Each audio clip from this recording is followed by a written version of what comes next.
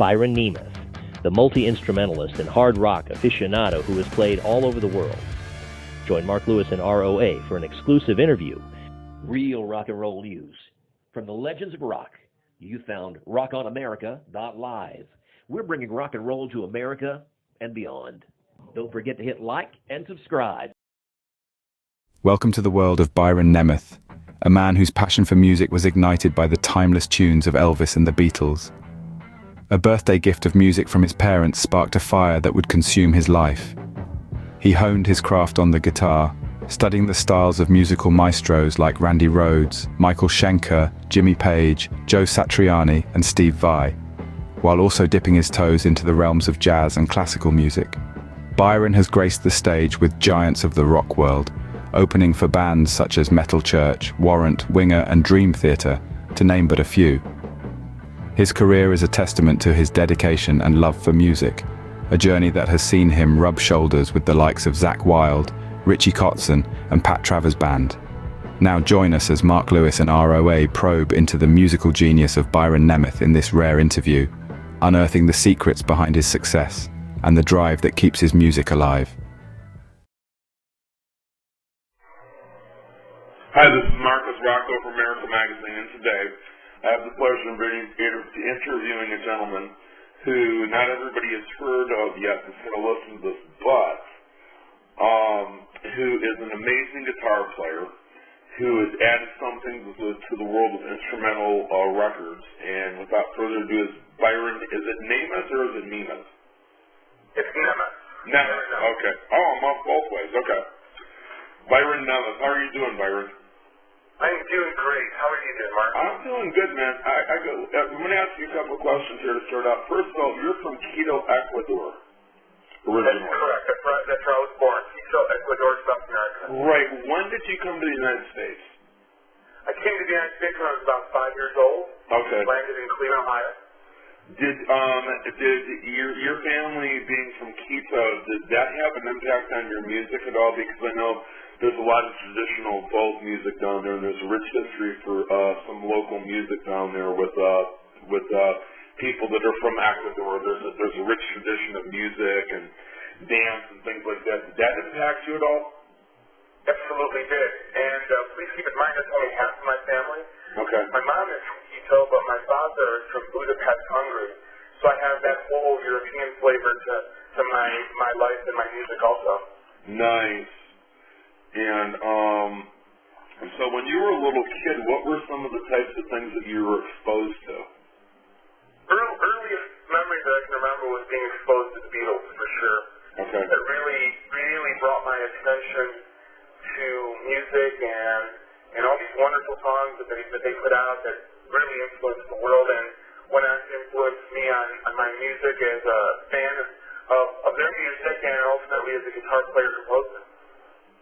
Cool. And was there something as you were growing up that, or who or what that really made a profound impact on you that made you realize that you wanted to be a musician for the rest of your life, and then you looked at it and go, gosh, that's really cool, or that's really amazing, and I would like to do that? Absolutely. That would be listening to the guitar playing of a number of really great guitar players in the rock realm. It was definitely Randy Rhoads, early Ozzy music with him, and still to this day, everything that Steve Vai has done, and early Michael Schenker with UFO. Those three guitar players really turned my head as to what guitar playing and great guitar compositional music is like, and the style and type that I wanted to do. And in other forms of music like jazz, there's been guitar players like Wes Montgomery from the 1950s that he plays a tremendous style of jazz guitar that I really love, and of course all of the classical composers like Mozart and Beethoven that I love as a fan, and they give great inspiration to compositions. Oh, absolutely. And before we go on with the album, because I know this was originally released in 2007, but we're primarily going to talk about it, and it's just recently been released. But do you mind giving everybody your musical resume, because you were in a couple of bands and formed and also in Cleveland, and they're very, very interesting, and it kind of led you to where you're at now, because you also, after R.O.A.M, went to Cleveland State University, and that kind of had a big impact on what you're doing now too with the new album. So, do you mind taking just a few minutes and sharing everything about that? Maybe there's a story on one or both of the bands that you've never shared before that people might find interesting. Yeah, absolutely. With R.O.A.M, what was great about that band is that we were very cutting edge for that style of music at that time in the early 90s.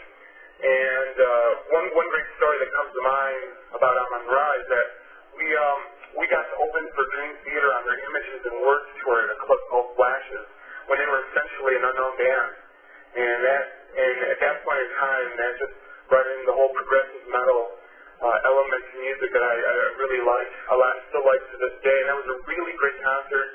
John Petrucci was very, very nice, and we caught that light after the show. And what was great about it, we were really doing similar kinds of music. Obviously, they were doing it even then at a bigger level.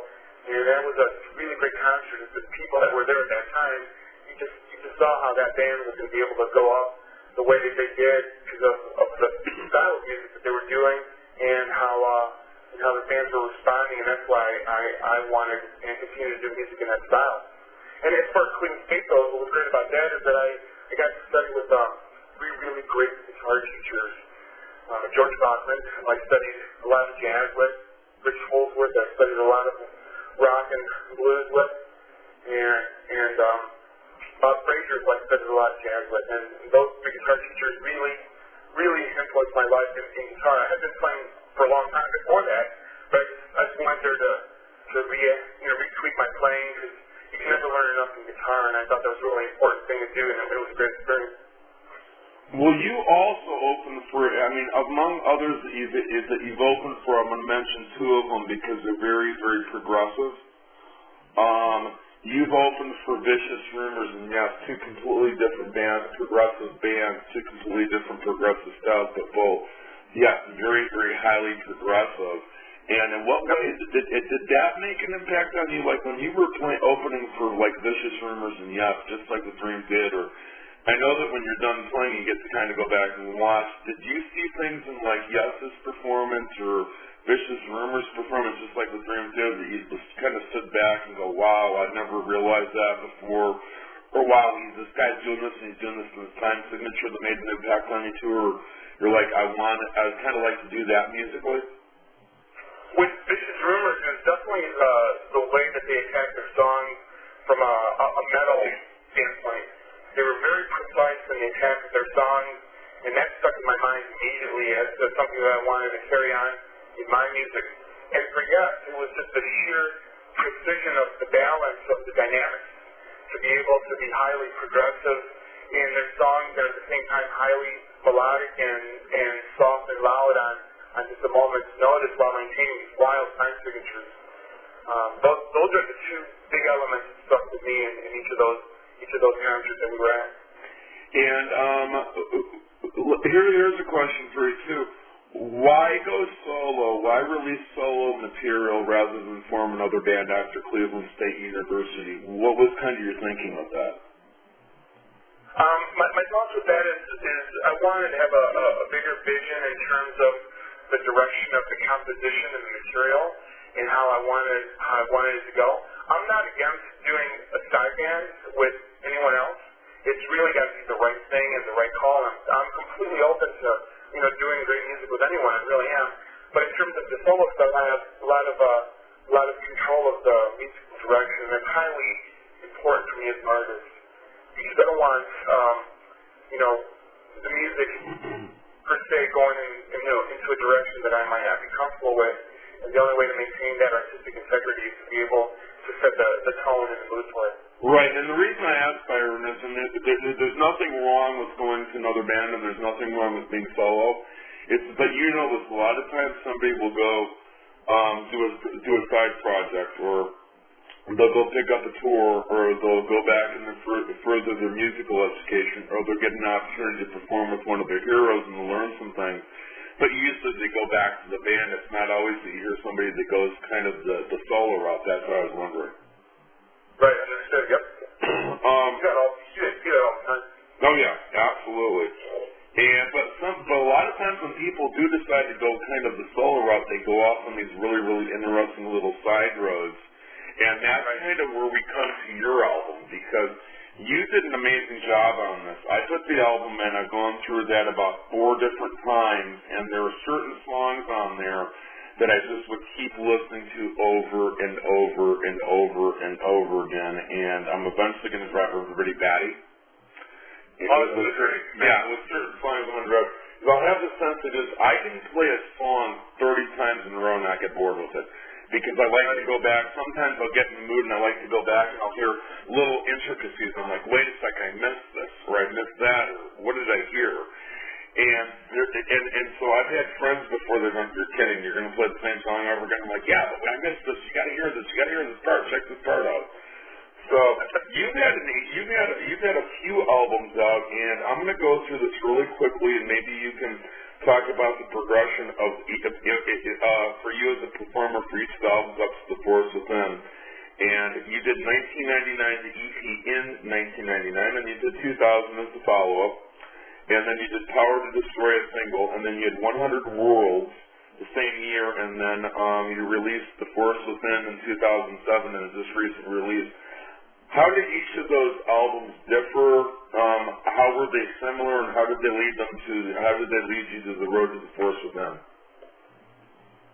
With the 1999 EP, that was really a rock fusion manifestation of B&G, Byron Nemeth. It featured a really great violinist, and at that moment in time I was feeling the direction of playing instrumental music, but with a rock fusion, John Pawnee kind of flavor to it.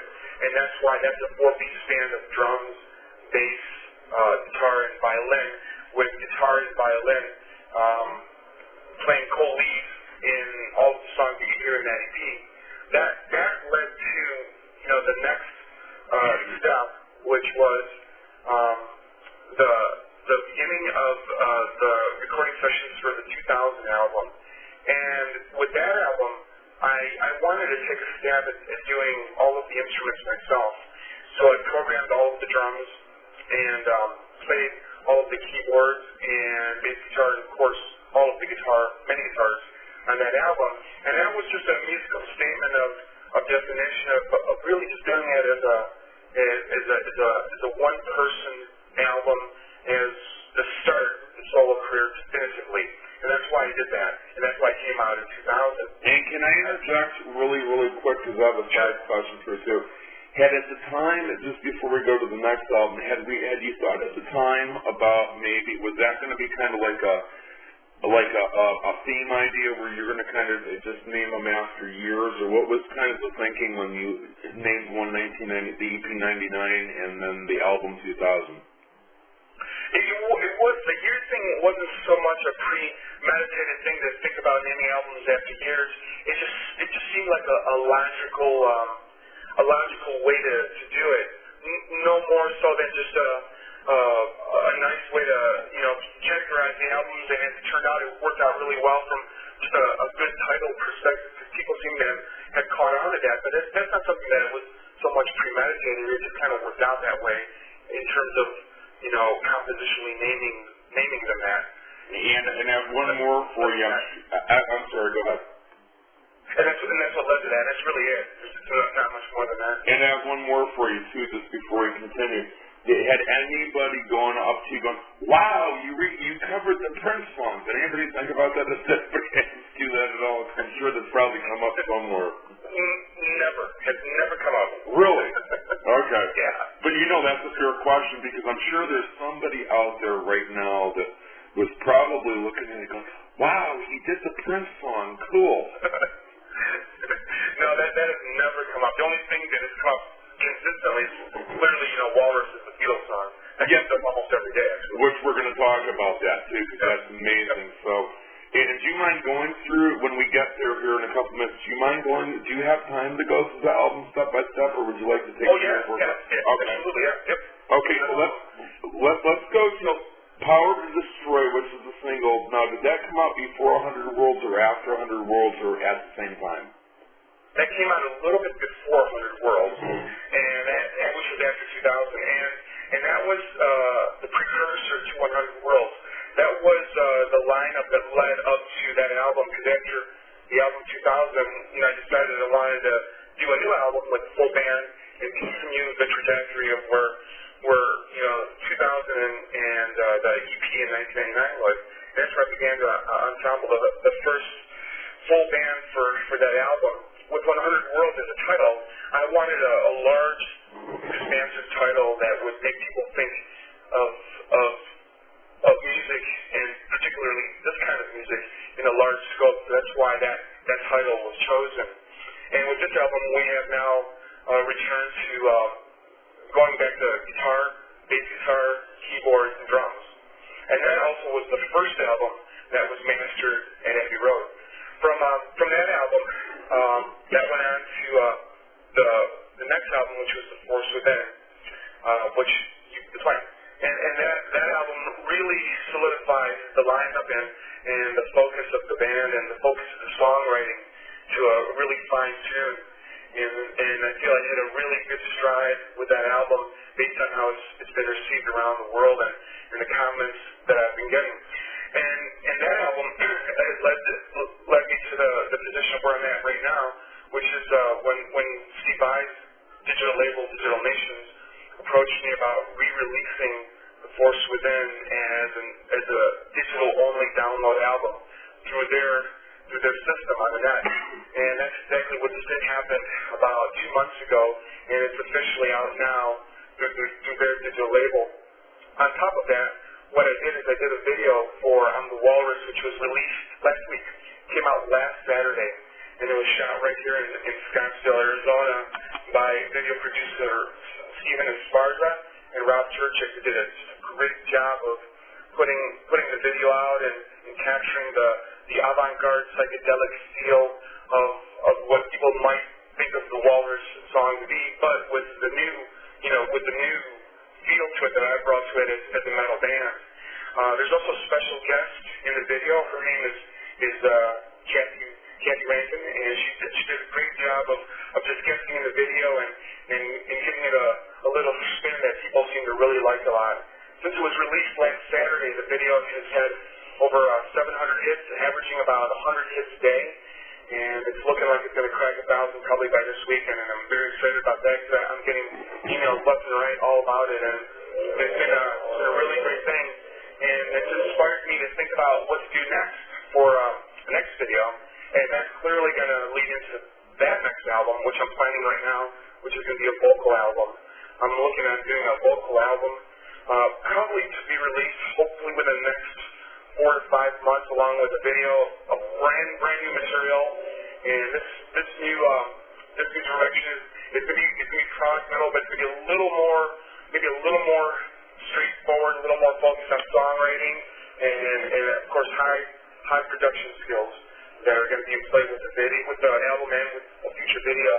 One thing of note about The Force Within, that was the second time that I went to Abbey Road Studios with Nick Webb, which was just a fantastic experience. And it also featured artwork by Hugh Stein, that does all of Rush's artwork.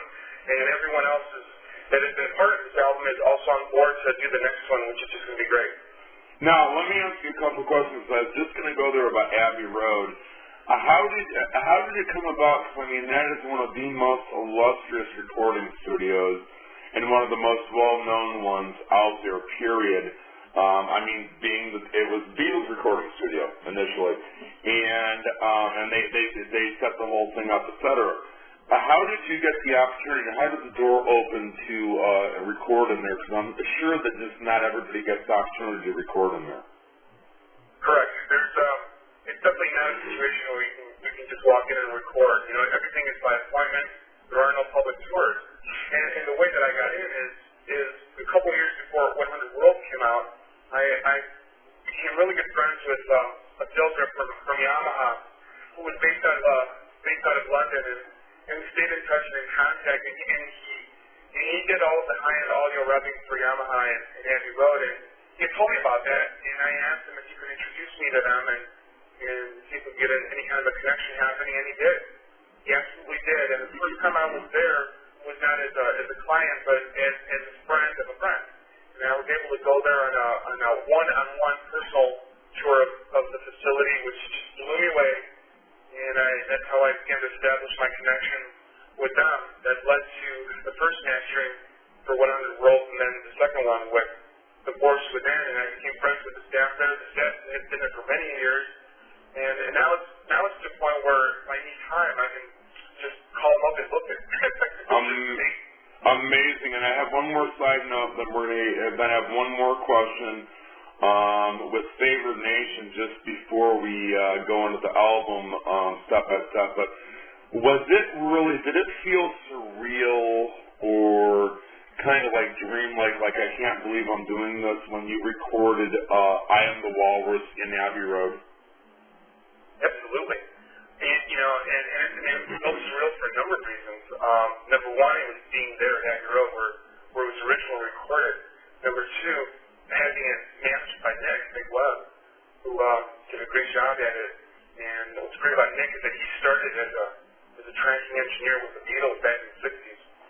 And that brought a whole new element to it. He was obviously completely aware of what I was doing and what we were trying to accomplish.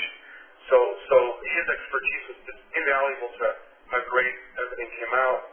And where he hit his stride with the mastering realm, because that was his dedicated profession, his mastering, is in the 70s he made the decision to go from tracking to mastering as a better call for his career, and that's what led him to do many albums like Queen's News of the World and Duran Duran's Rio album, plus hundreds of others.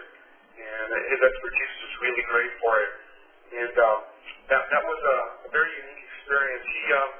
He was nice on taking me out to the main room where John Lennon recorded Lucy in the Sky on the piano. He said, let me check it out for a minute. That was surreal too, beyond belief.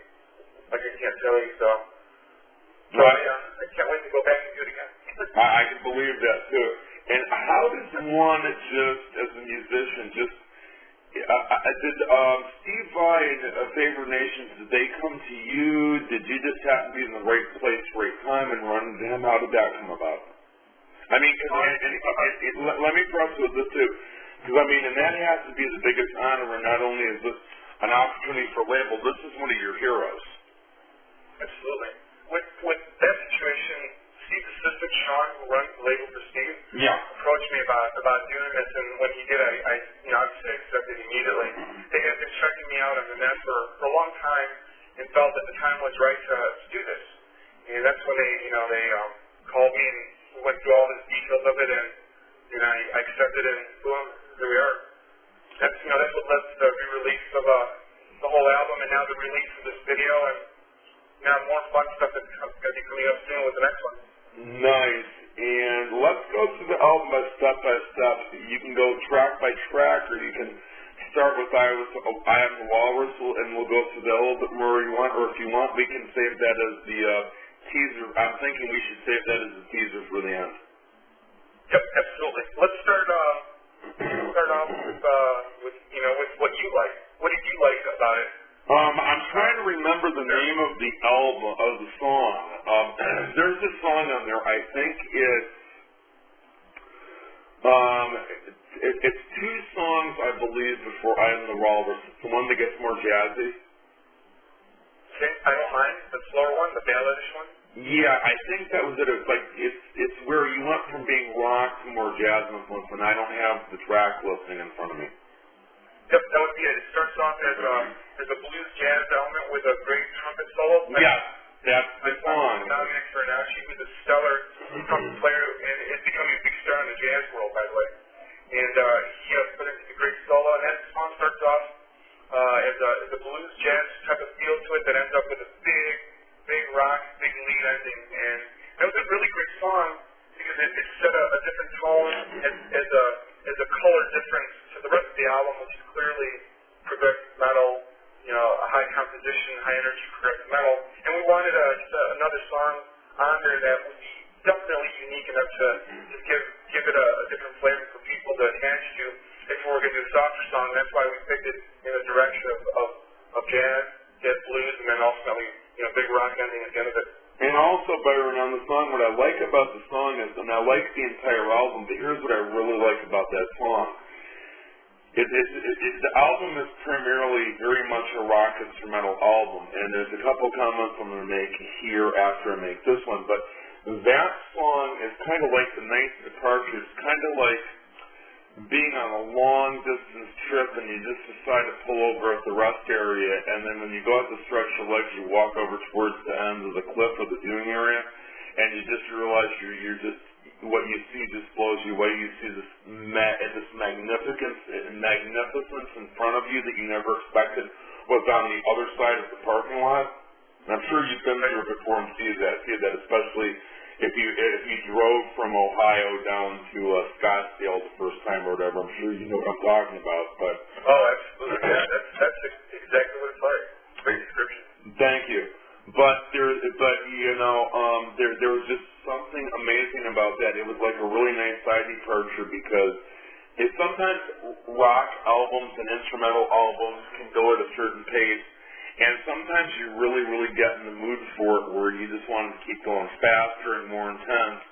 But there's something about that. It's the right placement on the album, and it's just like this. It's like that. It's like kind of being in the rough area and stretching your legs and go, wow. And it's just a really nice slow down, but it's not slow enough where it so drops off that you can't pick back up in the end. But it's a really nice departure, and it really helps show your style of playing too. With that, I also want to throw this in there, and then you can go ahead and respond to this, and we'll just continue track by track. You are definitely number one, I can tell, a shredder, but and people listening to this will know that there are certain albums out there where particularly instrumental albums, when the album's released, it's a shredding album primarily.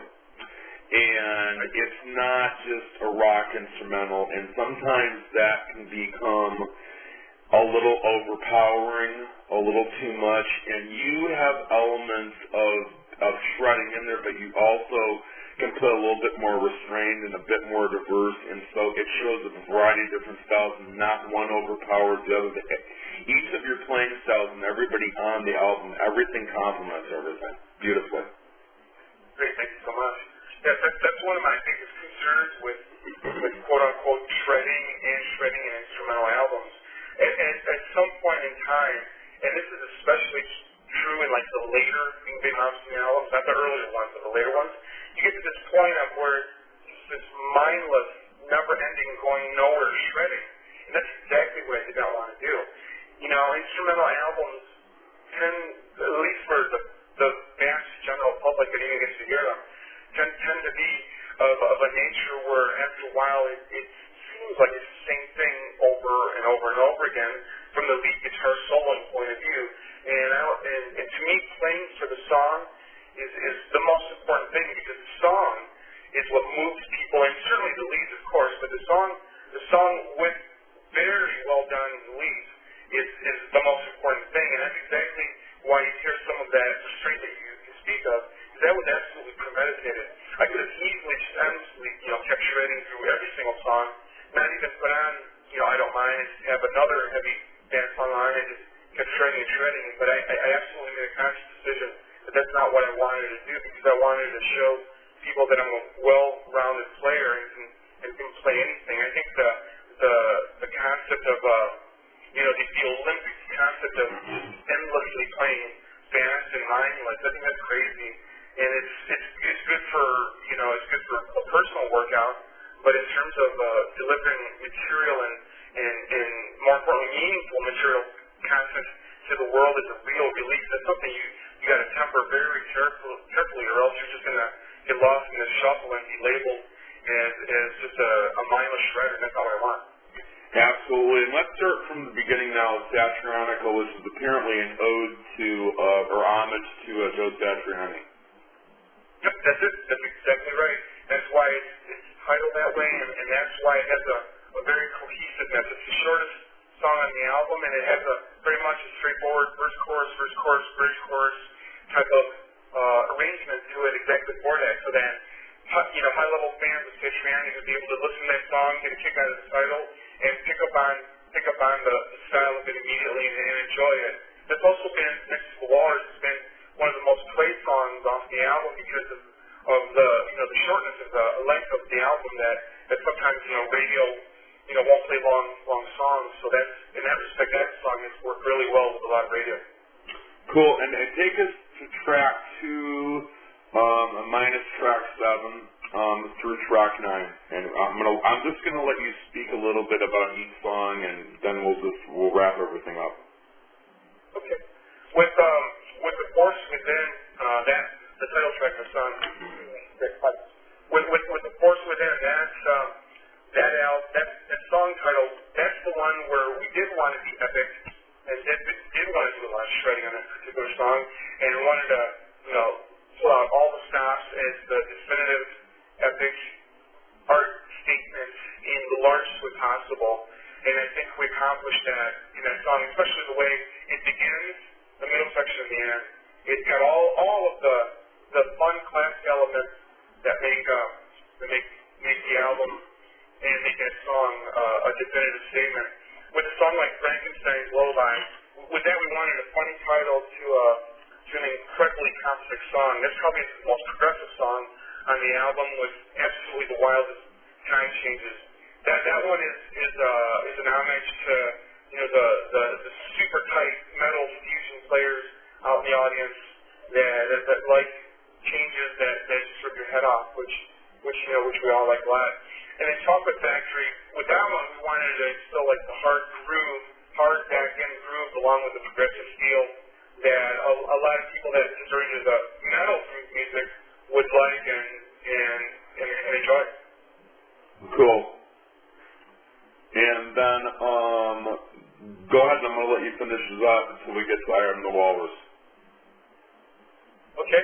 With Walrus, that's the reason we put that on the album is because we wanted a good finish to the whole album that would tie everything in and bring a conclusion to the CD as a professional release. With Walrus, make sure that there was no deviation from the timing of the song or the parts of the song. We were very meter specific with that song to take it exactly the way John Lennon wrote it and not deviate anything for it other than to make it a heavier metal song. If you notice, a lot of people that do renditions of the Walrus either change the lyrics, change the tempo, change the competition, make it reggae or whatever.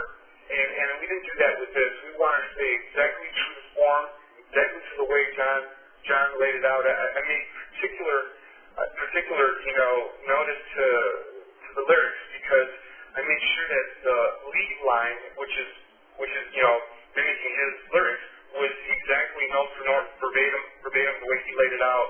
Because I wanted people to immediately know what song that they were in and not have any confusion. And I think we accomplished that in the audio and now even more so visually in the video that just came out. Have you had a chance to look at the video yet? No, I have not seen the video yet. Awesome. When you get a moment, check it out. It puts the final icing on the cake to the song by giving you the charismatic, psychedelic, avant-garde feel to music that you've already heard. I'm going to be looking at that over the weekend. Yep, awesome. Hey, Mark, one more thing I can mention before we wrap it up here. Yeah. The next thing that I'm going to be doing is obviously a new album, but the focus on this is definitely going to be vocals for sure.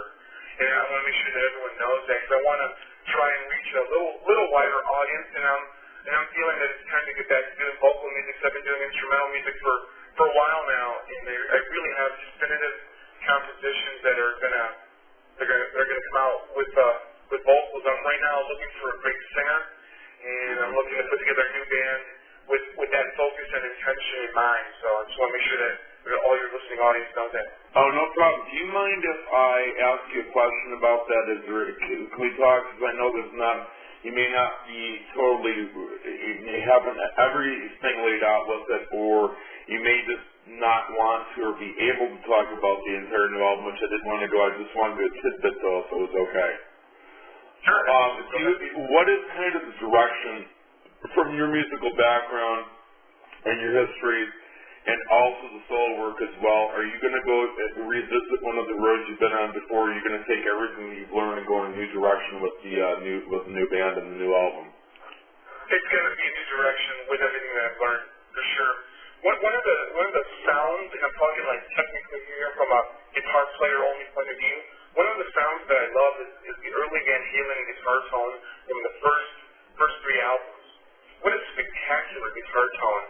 And I'm specifically talking here on the way the guitar sounded, not necessarily so much the way that he played it, but the way it sounded. You're talking about, like, for instance, when Eddie played, like, a good example, which is a song that's played a lot but people don't think of in title-wise, is like Dead or Alive and things like that, where it has that, it's straightforward, it's gritty, it's kind of dirty, but at the same time, it's just epic sounding. Another great example is the guitar sound to Unchained. Right. That sound, right? Oh, yeah, absolutely. Yeah, that is such a definitive sound. There's a minute you hear it, you know exactly what it is, literally from the first two notes. And that sonic tone is what I want to do with my next release in terms of tone and in terms of production. So that's one direction sonically that I want to go in. And vocally, I want to try and find a singer that can sustain and have a good vocal tonal balance to that. So I'm auditioning singers right now, and it's been a bit of a process because the singers that I've been running into have been just okay. I really like a profound singer. You know, the ideal voice in theory, of course, would be like a Dio type of voice. You know, that type of voice would do it. I think combined with that type of guitar tone and brand new great compositions would make for an amazing new album. I got to talk to you for a minute when we're done, and Dave probably knows what I'm thinking right now, but I got an idea for you, actually. Since you said Dio, I've got an idea for you, and I'm just going to run it by you, but we'll talk off the record. Okay.